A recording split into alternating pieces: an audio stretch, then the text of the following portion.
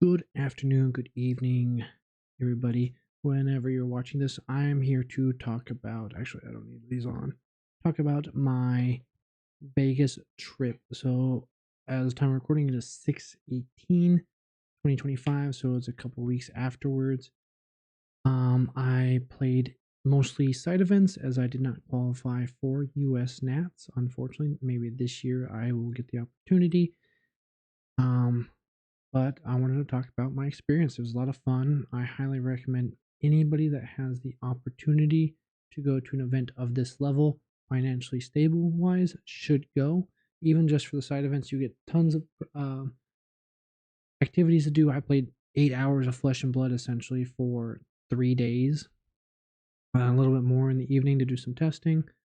The two decks I primarily played was Kano and Verdance. Inside events, my Gravy deck was not fully functional, so I did not feel comfortable testing out something that wasn't in a playable state. It was an Armory deck with a couple upgrades, so some people would say that is playable, but not in the way that I would find fun. The side events I did was I did two sealed events. I did a bunch of CC events. It wasn't, and I did the calling sealed.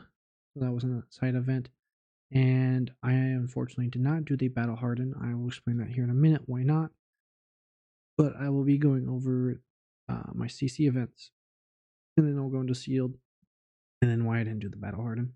So CC events, I played primarily Kano because I was testing to go play in the battle harden.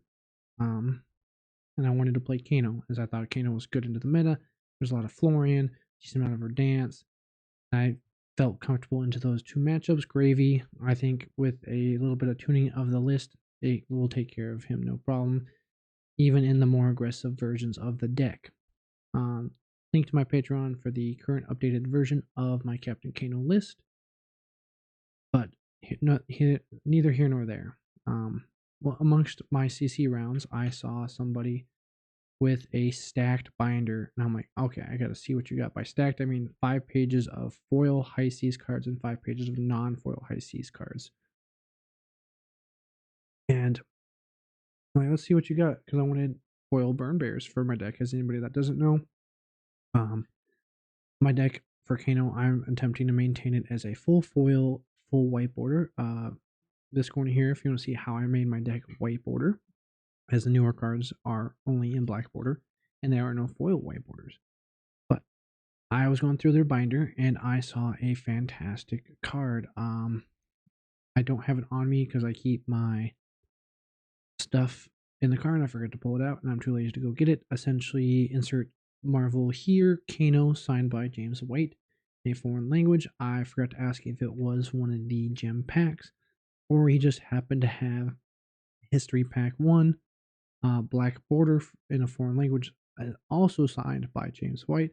I'm guessing based off the amount of high Cs he opened, it was potentially one of the gem pack ones, as he came from a foreign country, Austria. Shout out to them. I don't remember their name. Give me 1 second. So I didn't get his name. I didn't get his name per se. I got his store name, which is TC Trading out of Austria. So if anybody's shopping for cards out of there, I highly recommend this individual. He was a fantastic person. He did steal 90% of my trade binder. Rightfully so. I wanted 3 burn bears. The non-foil amulets that I needed was the intellect and energy potion one, and the Marvel Kano. Rightfully so. He took 90% of my binder because I don't have a whole lot of trades, because I don't open a lot of packs because I only play wizard. So I had a decent amount of Rosetta. I opened a lot of history pack, 1 white border, and I have a few trades here and there miscellaneously. But I got a Marvel Kano signed by James White, so that was a very fantastic thing. So going forward, you will see that in my videos. They should be out when I play Kano. You will see the James White card in that. My overall record with Kano into 3 rounds. So I played 3 sets of 4 rounds. So that's what 4 times 3 is 12. 12 rounds of CC with Kano. I think I averaged out at 55% as the later events in later days. My brain got a little fogged. I didn't sleep the best because I didn't bring my sleep apnea machine, which I should have. I have poor breathing at night apparently. And I think the additional sleep would have paid off.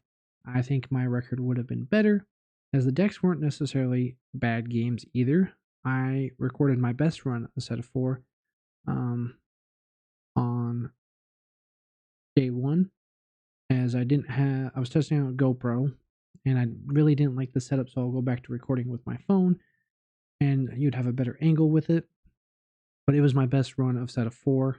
I think I went 3-1 on that set, so a little bit of spoilers on that run, but my overall record was 55. I think if I slept better, the list was very good.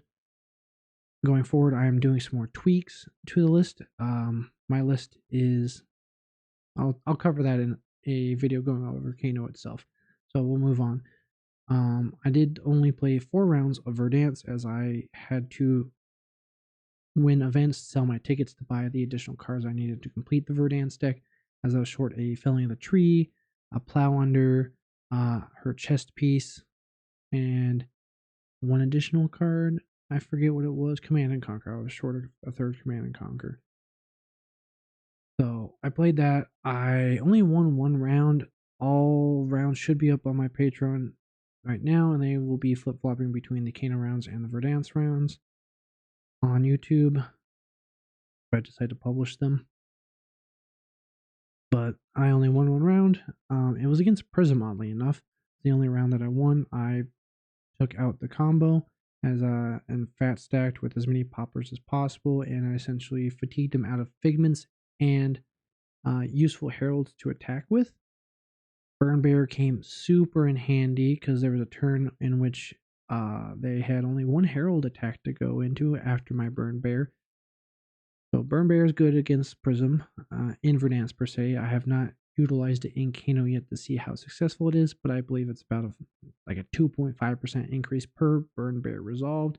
So starting at a measly maybe 5%, if you resolve all 3 Burn Bears, you get an additional 7.5%, putting at you at roughly 11, 12.5%. So not great either way. I am liking Verdansk.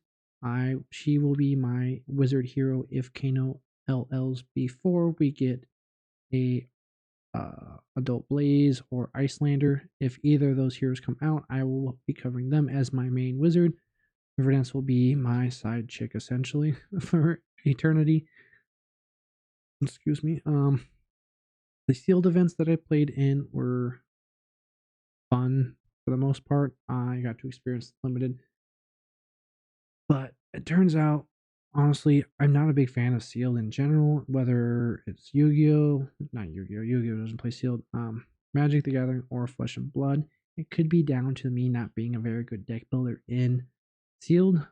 I need a lot more experience with it. I haven't played a whole lot of sealed in either card game that I've played. That's just me not going to events and not playing sealed that much. So it could be a portion of it. And it was honestly, I got a very shitty sealed pull out of the 4 seals I did, including the calling. I got 3 M's. 2 of them were in the calling. The 2 that I got in the calling were Midas Touch and Sunken Treasure. Sunken Treasure, a 3-block blue card where you can banish a yellow from a grave and make a gold. Midas Touch is a 0-cost action, destroy target ally, and the controller gains gold equal to its cost. Neither great cards to build around, and honestly, the experience of playing the pre-release plus these 4 sealed events, I was not enjoying sealed a whole lot. I mostly did them to acquire cards for potential trade, and I just like hoarding bulk of sets in case my friends that want to play the heroes need random rares or commons that and foils or non-foil that they didn't get up in their own packs. But from a limited standpoint, the set was pretty cool. I liked that Treasure Island allowed the heroes to do what they want as they needed gold to do so, and that was a good way to do it. I don't think we needed that many cards in the limited format working around Treasure Island. I think it would have been better to have a macro version of the card and then make one make more cards that just create gold for the pirates as opposed to putting treasure island counters, because that's kind of just makes your draft shaft even bigger, which is a big thing I dislike in games where I understand games are need to be played around limited as a big part of competitive play. But I don't think you needed as many cards as they had for Treasure Island. But yeah, so it has cemented my dislike in sealed at the current moment. If I do any limited going forward, it will probably be draft just to prepare for any bigger events that I could qualify. And at least in draft, if I have bad cards or I have a bad deck, it is on me for choosing bad cards, choosing the wrong hero to build into. Whereas a sealed, I am stuck with pack luck and my unfortunate deck building skills, which I am currently working on the background because it will still come in handy in draft. Learn how to build limited decks. I think just sealed, it is unfortunate that I'm stuck with what I got and I have to deal with it. So I dropped honestly, and I played my rounds out in the other two or three sealed events. Nothing meaningful. I had about 2 wins max in each of them. And in the calling, I got 2 losses. I had a semi decent gravy deck, but I could have probably had a potentially better Puffin deck. I just wasn't confident in my Mechanologist skills to do so. And there's kind of a CC event going in to round 3 that I'd rather have just played into anyways, knowing that I got 2 losses already in the calling. I dropped after round 2 and signed up for that CC event because that calling just proved that I was not a big fan of sealed due to the various reasons I had explained. So going into why I didn't participate in the Battle Harden. So I pre-purchased what I thought was all the events that were $60 that I wanted to attend. The promo events, so like the looking for a scrap, the call, um, call by the grave promos, and I thought I had paid for the Battle Hardened as I prepaid for all my $60 events. And you don't usually see the event until 10 minutes before in your gym account. So I woke up, got there about 10-15 minutes before the event was going to go. I'm like, okay, cool. I made my deck list, submitted it to gym, but I didn't see the event to submit the list from gym to. So I talked to my friend, like, hey, do you see the event in your gym account? They're like, yeah, go to the front, see what it is. I go to the front, I was like, hey, I'm not seeing the event on my thing. They're like, okay, cool. Did you pay for the event? I said, yeah, I made an online purchase. Like, okay, cool. We're gonna have to see your receipt that you emailed online, and we'll just double check your name to see it's an event. While I'm looking for it, because I'm transitioning emails, trying to figure out which of the 2 emails I used to make the purchase, I find the receipt, and as they come back, I already knew what they were going to tell me because I can see on the receipt I paid for just the looking for scrap and call by the grave event. So the 3 events up to that. And they come just like, hey, we're not seeing you in the event at all. I'm like, yeah, I just found my receipt. I did not pay for the event. I did end up asking them, hey, I know it's about 10 minutes till the event starts. Is it possible to pay for the event and still make it in? They said, unfortunately not. There's no longer any available seats for the Battle Hardened. Now I was like, okay, reasonably so. There's another CC event I can just participate as a side event, and that was the one I participated in for dance. And I'm not upset about it. I should have honestly just put the Battle Hardened on there. I had no other events going on Sunday, other than the looking for scrap promo event at the end of the day. So if I had scrubbed out in the Battle Harden, it looks like it was 9 rounds that you had to participate in, and to make top 8, I think you could only drop 2 out of your 9 rounds, so you had to go 7-2 potentially to make the bottom cut of top 8. With my list and seeing who was in top 8, I don't think I would have made top 8, but it would have been nice to record my matches for YouTube itself, which is what I intended to do. Even if I lost all 9 rounds, it is vital information that we could have gone over together. So, unfortunately, I let myself down and potential fans to see what Kano could have done, specifically my list in the Battle Harden. But you could see there were other Kano players in there Unfortunately, none of them made top 8.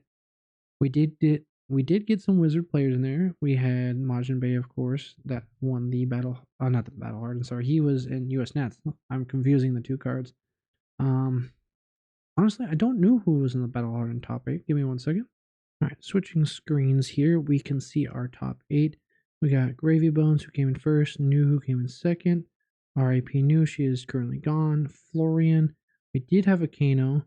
Riptide Lurker. New and tied for 5th with Gravy Bones Victor. So I will take a quick look at this deck real quick. So we did have a Kano in the top 8. Bryce Morgan, shout out to them. Constella's Crucible, nothing crazy. 3 Burn Bears, Quickening, Wildfire, Blazing, Inferno, Kindles, Floodgates, Swell Tiding, Wounded Bull. I don't think, if you're going to run 1 Wounded Bull, might as well run none or all. Overflow, so they are what it looks similar to the whatchamacallit, a mostly ICBM list. There's some flavor takes on regards to Swell Tightening, 1 Wounded Bull, and Sonic Boom. I forget if Sonic Boom is an ICBM or not. I'm currently not running ICBM. But yeah, so there was a Kano in top 8. That's good. I don't know what their overall record was without looking into it, but there's maybe potential I could have top 8'd in the Battle Hardened, but I don't think my deck was tailored enough into a good player that was playing Gravy, so if they had a good Gravy deck, I could have potentially been shut down, but that's hindsight. Going forward in regards to major events, I will be recording all my ProQuests and RTNs that the TON players allow me to, because as a official ruling, you must ask each opponent after you've asked the TO if it's okay to record. Each opponent must give you permission to do so. And most of my RTNs and ProQuests, the players know who I am, they know what I do, so they should be okay with me recording it, so long as I don't necessarily record their face. Even with the setup, I could only record up to the end of their playmat anyways. But yeah, I intend to do much more events. Hopefully, I can top 8 or win 8 RTN so I can go to nationals and play in Nats myself. In regards to ProQuests, if the ProQuests are not located nearby in USA, I'm more likely, even if I do qualify, not go to them due to financial purposes. So if there is one in Canada, Mexico, or in the US, I will do my best to go to it after I have qualified. Outside of that, I financially not likely to, due to me having a partner and child and myself I have to take care of. But if you want to fund those type of events for me, you can join my Patreon, or once we get to 500 subscribers, we will have a way to provide financial aid for those type of events for myself to go to those. But again, that is only if you want to see me do those type of events outside of the North America, essentially. So a little bit on my own end, I am working on my level 1 judging. I got an 85% on one of the tests, or 80% on one of the tests, and you need 85 to pass. The other was a 65%. Hopefully, if I get my level 1 judging complete, we can potentially have a video style if anybody was interested in the POV of a judge, seeing how things work and function as a judge for a ProQuest / RTN level event. Obviously, I won't record everything. I'll ask players in advance if I can record certain interactions. Maybe I can set up a table event where I can record top view of the table 1 throughout the event. That'd be something interesting. If people are interested in that, let me know. I do not plan currently to be able to stream one of those events, as I don't have the setup at our local store. or the funds for a appropriate camera and computer rig to do such a thing. If people are interested in that or interested in supporting that type of thing, let me know. We can work out some sort of thing to have you recognized for that kind of support. But the best I could currently do is have my phone on my tripod in upwards position and recording the matches. If I could potentially also get a mic system where I can attach the mics to the players if they are so willing and record audio that way. But that's just some stuff to look forward to the future when we get there to see if that was something that I could potentially do as a judge, getting the permission of the local game store I'm judging for and the players at the event. I would be excited to do so. If there's any other type of coverage that you would be interested in seeing outside of my chest mount, me playing against people, let me know. I am all ears for different types of ideas. Right now is probably just going to be Talishar testing. Um, Different versions of Kano and Gravy are the two decks that I primarily be testing. I have some janky builds for Gravy coming up, so look forward to that as well. I know that side of the channel is a little lacking, but it's also a deck I'm unfamiliar with and a new hero. So we'll be looking into build something slightly off kilter. I do not want to do the mainstream Gravy thing, even though it is probably the better version of the deck. So shout out to everybody that made it this far in the video. Let's go. Let's have a fun word. Let's see here. So, okay, keyword. Let's say if you made it this far in the video, let's go snow fall is red. Type that in the comment section if you made it to the end of the video. That way I know you are a true viewer. I'll have a great night or day whenever you're watching this. Bye.